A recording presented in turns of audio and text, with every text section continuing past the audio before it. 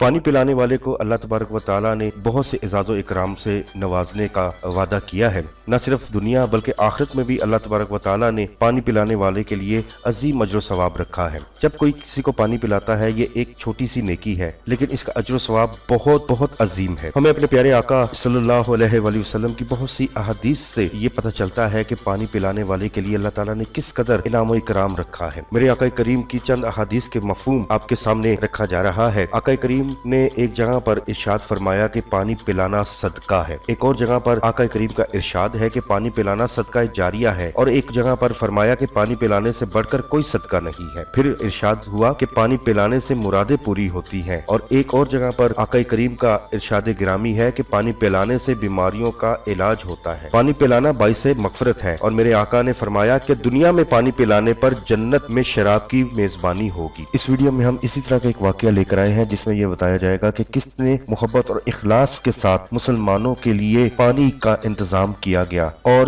پھر اس عظیم و شان منصوبے پر کس طرح سے عمل کیا گیا، کیا کیا دشواریاں پیش آئی، اور آخر میں جب یہ منصوبہ پایا تکمیل پر پہنچا تو پانی کے لیے انتظام کرنے والے کے کیا جذبات اور احساسات تھے۔ یہ دوسری صدی ہجری کا زمانہ تھا۔ اس زمانے میں مملکت اسلامیہ کی باغ دوڑ خلیفہ ہارون رشید کے ہاتھ تھی۔ دنیا کے گوشے گوشے سے مسلمان بیت اللہ شریف کا حج کرنے کے لیے آتے تھے، اور مکہ مکرمہ میں پانی نہ پید تھا۔ حجاج کرام اور اہل مکہ بڑی مشکل سے کسی طرح سے پانی کا بندوبست کر پاتے۔ اسی زمانے میں ملکہ زبیدہ بنت جعفر فریضہ حج ادا کرنے کے لیے آئی۔ ملکہ زبیدہ خلیفہ ہارون رشید کی چچا زاد بہن تھی۔ ہارون رشید نے ان سے شادی کی، اور ان کی شادی بہت ہی دھوم دھام سے ہوئی۔ ملکہ زبیدہ جب فریضہ حج ادا کرنے کے لیے مکہ مکرمہ آئی تو انہوں نے دیکھا کہ پانی کی بہت قلت ہے۔ حجاج کرام اور اہل مکہ کو بہت مشکلات اور دشواریاں درپیش ہوتی تھیں، تو انہوں نے مکہ میں ایک نہر بنانے کا ارادہ کیا۔ اس سے پہلے بھی وہ مکہ والوں کو بہت زیادہ مال سے نوازتی تھیں، اور حج اور عمرے کے لیے جب بھی آتی تھی تو ان کے ساتھ بہت ہی فیاضانہ سلوک کرتی۔